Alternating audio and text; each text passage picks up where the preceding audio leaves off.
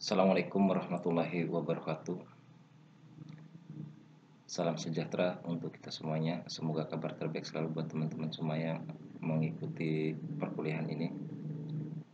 Kita akan melanjutkan perkuliahan ini terkait dengan mata kuliah kita, yaitu evaluasi kinerja dan kompensasi. Setelah UTS, kita akan membahas berkaitan dengan kompensasi. Sebelum UTS, kita berbicara masalah evaluasi kinerja. Apa itu evaluasi kinerja? Bagaimana prosesnya dan metodenya apa saja yang digunakan dalam proses evaluasi kinerja itu, dan kemudian tujuan daripada evaluasi kinerja itu untuk apa. Itu sudah kita bahas pada pertemuan sebelum UTS. Pada pertemuan ini kita akan berbicara topiknya terkait dengan masalah manajemen kompensasi. Sebelum kita masuk ke topik pembahasan kita terkait dengan manajemen kompensasi, ada baiknya kita mengetahui dulu konsep dasar dari manajemen kompensasi itu. Apa sih yang dimaksud dengan kompensasi? Dalam beberapa literatur disebutkan bahwasanya kompensasi adalah semua imbalan yang berbentuk uang atau barang, baik secara langsung atau tidak langsung, yang diterima karyawan sebagai imbalan atas jasa yang diberikan kepada perusahaan. Dan kemudian kalau kompensasi karyawan, kita berbicara secara umumnya. Kalau tadi kita bicara secara umum, sekarang kita berbicara secara konteks kompensasi terhadap karyawan.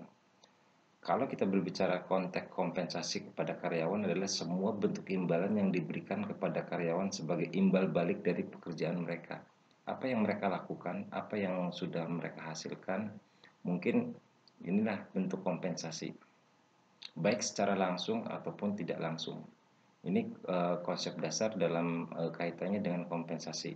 Jadi imbalan ini bisa berbentuk uang ataupun imbalan yang berbentuk barang, ini bisa dikatakan sebagai kompensasi. Kemudian beberapa konsep yang lainnya mungkin yang sering kali kita dengar adalah, kalau kita berbicara kompensasi, mungkin yang sering banyak kita dengar adalah kaitannya dengan masalah gaji, dengan upah. Di sini ada beberapa konsep terkait dengan apa itu gaji, apa perbedaannya antara gaji dengan upah. Sedikit saja saya sampaikan bahwasanya gaji dengan upah sangat berbeda. Kemudian kalau kita lihat dari bagaimana sih sistem upah itu, bagaimana sistem gaji, mungkin sistem upah dan sistem gaji ini berbeda dengan apa yang kita ini kan, bahwasanya setiap karyawan setiap bulan akan mendapatkan upah. Setiap karyawan setiap bulan akan mendapatkan gaji. Mungkin konteks inilah yang mungkin perlu dipahami oleh teman-teman terkait dengan konsep-konsep dalam pemberian gaji, pemberian upah. Nah, di sini kita lihat beberapa konsep yang Bapak ambil dari beberapa literatur kaitannya dengan masalah gaji. Apa itu gaji? Gaji adalah belas jasa yang dibayar secara periodik kepada karyawan tetap. Jadi kalau istilah gaji ini dikategorikan sebagai upah atau seimbalan. Nah, imbalan yang diberikan perusahaan secara tetap, secara langsung kepada karyawan untuk kategori karyawan tetap. Bagaimana kalau misalnya karyawan kontrak? Selagi kontraknya itu lebih daripada 1 tahun, berarti dia akan tetap mendapatkan yang namanya gaji istilahnya. Kemudian gaji juga balas jasa dalam bentuk uang yang diterima karyawan sebagai konsekuensi dari kedudukannya sebagai seorang karyawan yang memberikan sumbangan tenaga dan pikiran dalam mencapai tujuan perusahaan. Itu jelas. Kalau gaji sudah pasti didapatkannya setiap bulan. Bagaimana dengan upah? Kalau kita berbicara kaitannya dengan upah, berarti balas jasa yang dibayarkan kepada pekerja ataupun karyawan harian dengan berpedoman pada perjanjian yang disepakati. Mungkin sifatnya temporer, mungkin hanya 1 bulan saja, itu bisa dikategorikan sebagai upah. Mungkin hanya harian ataupun mungkin mingguan, itu bisa dikategorikan sebagai upah karena sifatnya tidak menetap, ya. Karena apa? Ini sifatnya hanya kondisional. Itu yang dikategorikan sebagai upah. Apakah itu bentuk kompensasi juga? Iya. Kalau dikaitkan dengan pertanyaan itu, kedua-duanya adalah bentuk kompensasi yang diberikan oleh perusahaan. Kaitannya dengan upah ini adalah imbalan finansial langsung yang dibayarkan kepada karyawan berdasarkan jam kerja. Kemudian berdasarkan jumlah barang yang dihasilkan, sebanyaknya pelayanan yang diberikan. Contohnya adalah bagaimana si karyawan ini bekerja dengan target-target yang sudah ditetapkan. Dari target-target yang ada ini, kemudian eh, ataupun dari hasil kerja yang dihasilkan ini baru dihargai. Ini disebut dengan upah ataupun upah borongan lah, itu istilahnya. Jadi kenapa sih di kita itu mengenal dua konsep ini supaya untuk membedakan mana karyawan tetap dan mana karyawan yang bukan karyawan tetap, yang sistemnya seperti borongan, itu bisa dikategorikan sebagai upah, ya. Kemudian ada konsep yang lainnya juga terkait dengan upah insentif. Apa itu upah insentif? Tambahan belas jasa yang diberikan kepada karyawan tertentu yang prestasinya di atas prestasi standar. Biasanya kalau karyawan mendapatkan insentif ataupun apa istilahnya, ada komisi, ya, artinya itu adalah bentuk dari upah, ya, upah yang dibayarkan atas prestasi yang diberikan oleh perusahaan kepada karyawan. Artinya ini adalah bentuk imbalan secara langsung yang dibayarkan kepada karyawan karena kinerjanya melebihi standar.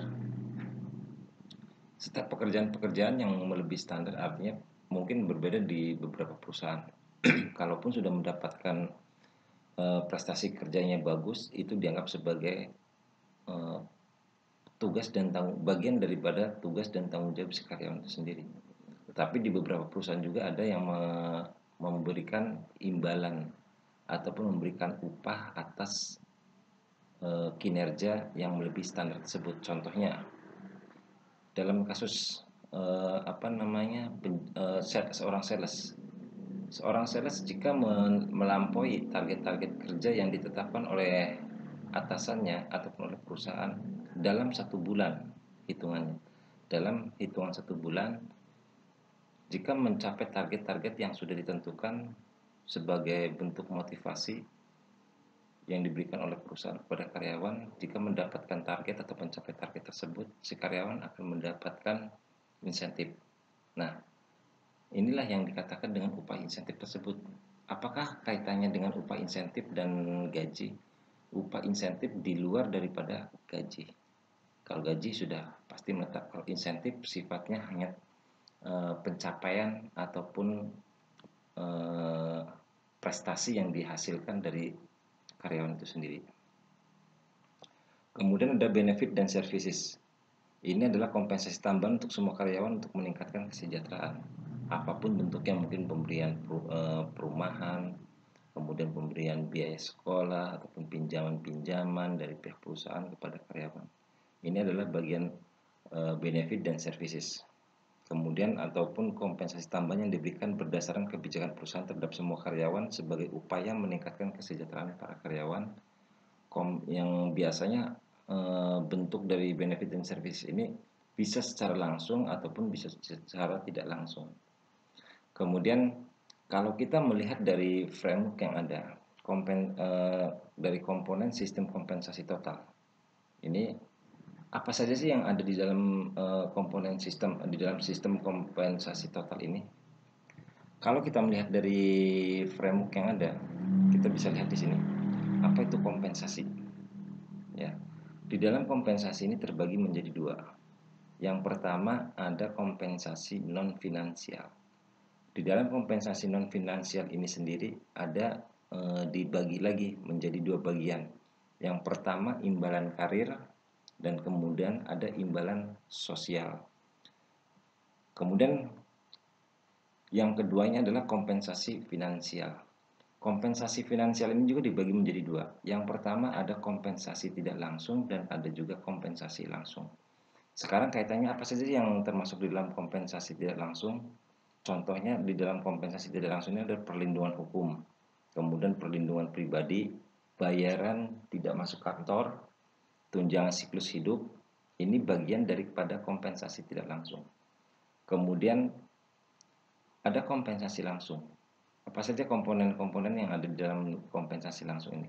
Kompensasi langsung ini adalah imbalan yang didapatkan oleh karyawan secara langsung dalam bentuk uang ataupun barang berdasarkan lebih banyaknya kalau kompensasi langsung ini adalah lebih kepada uang, ya. Contohnya kayak gaji pokok, kemudian eh, di sini pembayaran berdasarkan keterampilan, kemudian pembayaran berdasarkan kinerja, pembagian bonus, kemudian pembayaran tunjangan, pembayaran insentif. Ini pun bagian yang tidak terpisahkan dari sistem kompensasi total. Di mana dalam sistem kompensasi total ini aspek-aspek apa saja yang perlu diperhatikan. Bagaimana cara pemberian itu tergantung daripada kebijakan yang ada dalam organisasi itu sendiri. Kemudian apa sih tujuan dari pemberian kompensasi itu sendiri? Secara khusus ini ada beberapa tujuan. Yang pertama adalah hasil yang diharapkan adalah karyawan yang tertarik untuk bekerja dan termotivasi untuk melakukan pekerjaan sebaik-baiknya bagi organisasi. Itu yang pertama. Menjalin ikatan kerjasama secara formal antara perusahaan dan karyawan. Karyawan dapat memenuhi kebutuhan dan memperoleh kepuasan kerja, mendukung keefektifan pengadaan karyawan. Kemudian untuk memotivasi karyawan, jelas kalau kita untuk pemberian kompensasi ini kaitannya adalah bagaimana kita memberikan motivasi kepada karyawan. Yang endingnya nanti adalah bagaimana tingkat kepuasan karyawan, ya, terhadap kompensasi ataupun kompensasi yang didapatkan oleh karyawan itu. Kemudian menjamin stabilitas karyawan dengan pemberian kompensasi yang sesuai dengan harapan karyawan ataupun dapat memenuhi kesejahteraan karyawan. Artinya akan meningkatkan stabilitas karyawan, kemudian akan meningkatkan disiplin kerja karyawan. Ini juga akan menghindari pengaruh serikat buruh terhadap intervensi-intervensi yang nanti akan dilakukan oleh serikat buruh terhadap perusahaan. Kaitannya pemberian kompensasi di bawah standar ataupun di bawah upah minimum yang ditetapkan oleh pemerintah. Ataupun juga menghindari intervensi pemerintah dari pemberian kompensasi ataupun kompensasi yang di bawah standar ataupun pemberian kompensasi yang tidak sesuai dengan upah minimum yang ditetapkan oleh pemerintah. Ini pun menjadi satu bagian yang tidak terpisahkan dalam kaitannya dengan tujuan pemberian kompensasi itu sendiri. Kemudian di dalam asas kompensasi juga memiliki sebuah asas. Asasnya ada dua. Yang pertama adalah asas adil. Apa yang dimaksud dengan asas adil dalam pemberian kompensasi ini? Besarnya kompensasi yang dibayarkan kepada setiap karyawan harus sesuai dengan prestasi kerja, jenis pekerjaan, resiko pekerjaan, tanggung jawab, jabatan, dan memenuhi internal konsistensi. Artinya apa? Setiap jabatan, setiap pekerjaan pasti memiliki standar-standar kompensasi yang sudah ditetapkan oleh organisasi. Contohnya, tidak mungkin seorang manajer dengan seorang supervisor gajinya akan sama. Walaupun sama-sama karyawan karena memiliki jabatan yang lebih tinggi, artinya seorang manajer pasti gajinya akan jauh lebih besar daripada seorang supervisor. Ini asas keadilan, adil dari sisi jabatan. Itu yang pertama. Kemudian asas dari resiko pekerjaan. Makin besar resiko suatu pekerjaan, artinya makin besar pula kompensasi yang harus didapatkan oleh karyawan itu. Itu asas keadilannya. Jadi kalau Anda bekerja dalam suatu perusahaan, bekerja dengan resiko yang tinggi, mungkin upah ataupun gaji yang Anda dapatkan di setiap bulannya mungkin akan jauh lebih besar dibandingkan dengan orang-orang yang bekerja yang mungkin resikonya kecil. Bukan tidak ada resiko, ya, ada resiko. Setiap pekerjaan pasti memiliki sebuah resiko, tanggung jawab, ya. Artinya itulah yang dimaksud dengan asas keadilan itu. Jadi asas keadilan ini sangat luas kalau kita melihat dari asas keadilannya. Adil dalam artian sudah memenuhi ketentuan yang sudah ditetapkan oleh pemerintah, adil dalam pemberian kompensasinya sesuai harga pasar ya, ataupun sesuai dengan ketentuan yang ada di pasar tenaga kerja maksudnya ya, yang dilakukan oleh lembaga-lembaga internal ataupun lembaga eksternal dalam kaitannya pemberian kompensasi. Berapa sih kompensasi yang layak? Berapa sih kompensasi yang wajar bagi si karyawan ini? Kemudian yang keduanya asas layak dan wajar. Ini kalau kita berbicara layak dan wajar, tentu satu hal yang mungkin menjadi polemik bagi kita.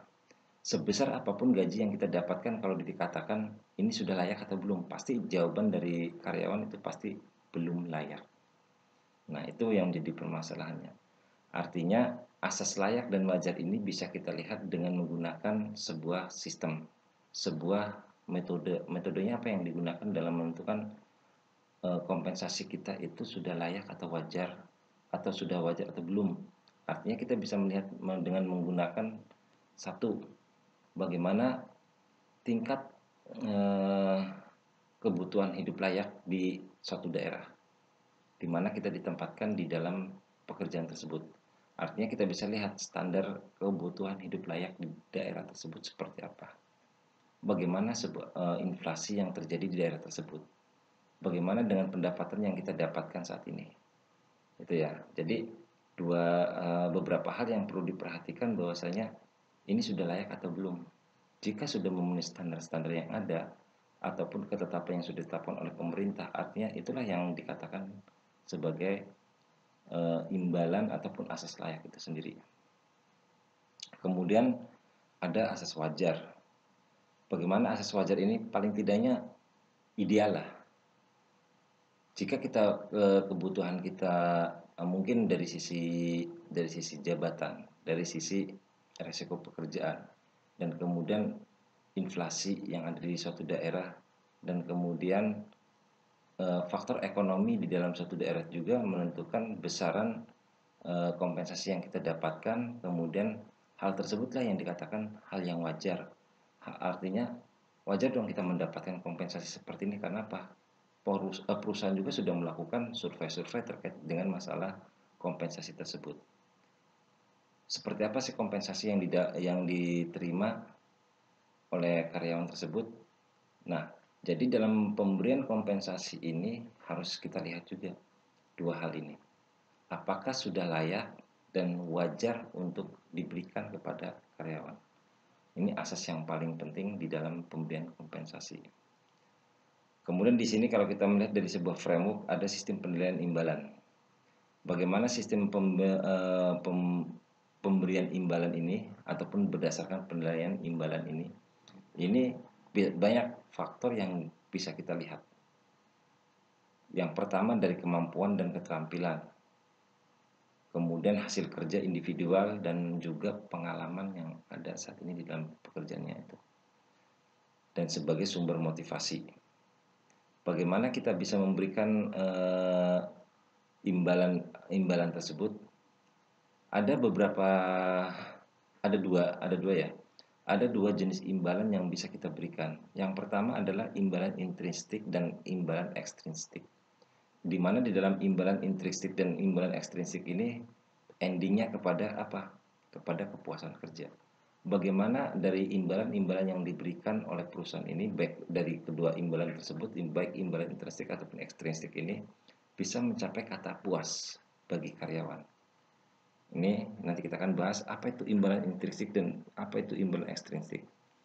Kalau kita berbicara imbalan ekstrinsik, adalah imbalan di luar pekerjaan. Contohnya adalah upah, ada promosi, dan ada tunjangan. Ini adalah imbalan ekstrinsik. Kemudian imbalan intrinsiknya adalah imbalan yang merupakan bagian dari pekerjaan itu sendiri. Satu, kaitannya dengan tanggung jawab. Kemudian ada tantangan, ada kebijakan yang diberikan dari perusahaan terhadap karyawan tersebut dalam memenuhi target-target ataupun pencapaian target-target yang sudah ditetapkan oleh perusahaan. dan kemudian ada feedbacknya juga. Ini adalah imbalan intrinsik dan imbalan ekstrinstiknya. Kemudian bagaimana sih kaitannya imbalan dan perilaku individual? Yang pertama, adanya komitmen dari organisasi. Bahwasanya kepuasan terhadap imbalan merupakan fungsi dari seberapa besar diterima dan seberapa besar yang harusnya diterima oleh karyawan. Jadi ini adalah kita mencari sebuah solusi dalam kaitannya pasar tenaga kerja. Win-win solution bagi perusahaan dan juga bagi pekerja itu sendiri dalam mendapatkan hak-hak dan kewajiban yang diberi ataupun hak-hak yang didapatkan oleh karyawan dan juga kewajiban apa saja yang harusnya diberikan oleh perusahaan. Kemudian perasaan puas dipengaruhi oleh perbandingan perolehannya dengan perolehan orang lain. Ini imbalan dan perilaku individual biasanya. Yang biasa dilihat adalah perasaan puas ini sulit untuk kita terjemahkan dalam sebuah bentuk pernyataan. Karena apa? Seberapa yang tadi Bapak sampaikan, seberapapun besar penghasilan ataupun imbalan ataupun gaji yang kita dapatkan, begitu kita ditanyakan apakah Anda merasa puas? Saya katakan sekali lagi, mungkin karyawan tidak akan pernah puas dengan besaran gaji ataupun imbalan ataupun kompensasi yang didapatkan saat ini. Karena mungkin dipengaruhi oleh beberapa faktor yang mempengaruhi si karyawan tersebut merasa tidak puas dengan imbalan yang dia dapatkan saat ini. Artinya ini membuat sebuah perbandingannya mungkin antar orang dengan orang, kok sih itu mendapatkan gaji seperti ini, kok saya dapat gajinya seperti ini, saya kerja udah lama kok masih dapat gajinya di bawah standar. Mungkin yang perlu kita perhatikan adalah perbandingan ini, ada dasar yang membuat perbandingan ini menjadi sebuah gap. Kenapa di dalam sebuah kompensasi juga terdapat sebuah gap, perlu adanya sebuah gap, karena gap inilah yang menentukan besaran ataupun yang menjadikan sebuah pertimbangan bagi perusahaan dalam menentukan menentukan berapa besaran kompensasi yang layak bagi si karyawan itu sendiri.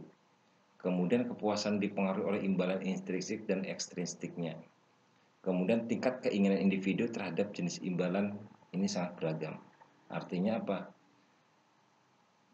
Setiap karyawan menginginkan setiap bulan mendapatkan gaji baik secara langsung ataupun secara tidak langsung. Dari satu sisi hanya menginginkan gaji itu ataupun kompensasi secara langsung, tidak ingin kompensasi secara tidak langsungnya. Artinya apa? Mungkin faktor-faktor inilah yang mempengaruhi akhirnya terjadi sebuah perbedaan yang sangat signifikan antara individu dan perusahaan dalam menentukan kompensasi. Kemudian faktor-faktor apa saja yang mempengaruhi kompensasi? Yang pertama adalah pertimbangan legal. Kemudian union membership ataupun dari serikat pekerja. Kemudian kebijakan perusahaan, kompetitif strategi kaitannya dengan bagaimana strategi bersaing di dalam pasar tenaga kerja. Artinya kompetitif strategi ini juga perlu diterapkan bagi perusahaan dalam menentukan besaran kompensasi bagi perusahaan itu sendiri. Karena kalau memang karyawan-karyawan yang kita miliki ataupun karyawan-karyawan yang ada saat ini sudah memiliki keahlian, kemampuan yang sesuai, tiba-tiba dia harus hengkang dari satu perusahaan itu, artinya nilai strategi yang akan dicapainya pun akan terkendala. Karena apa?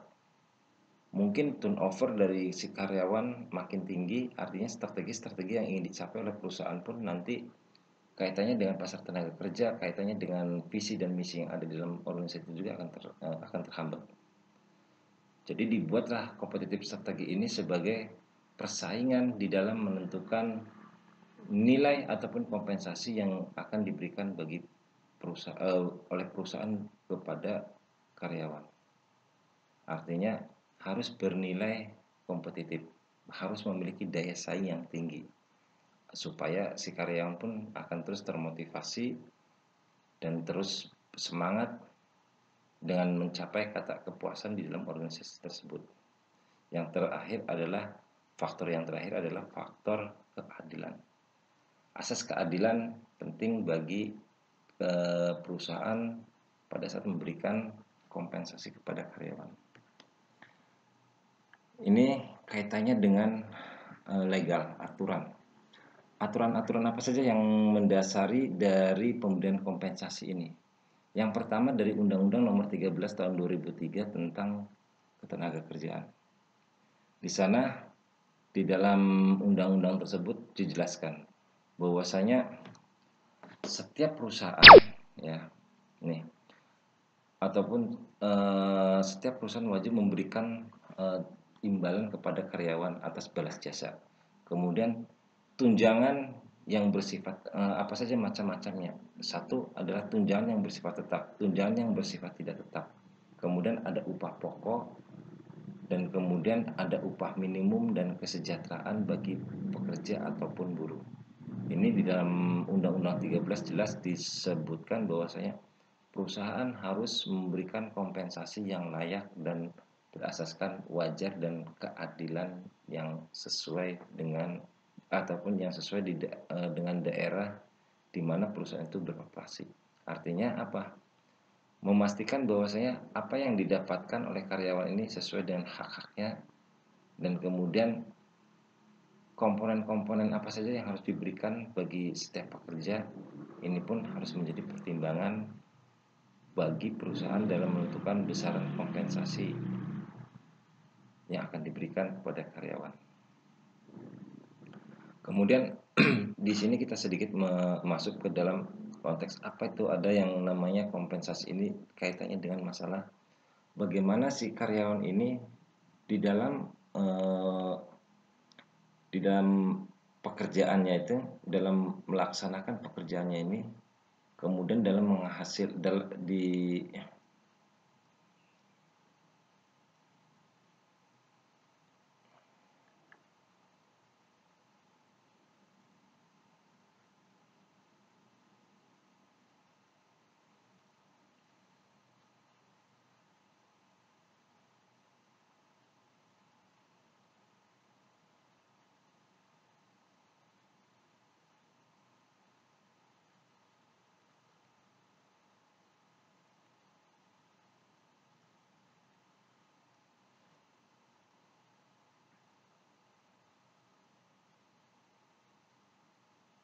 itulah yang konsep-konsep dari kompensasi itu sendiri.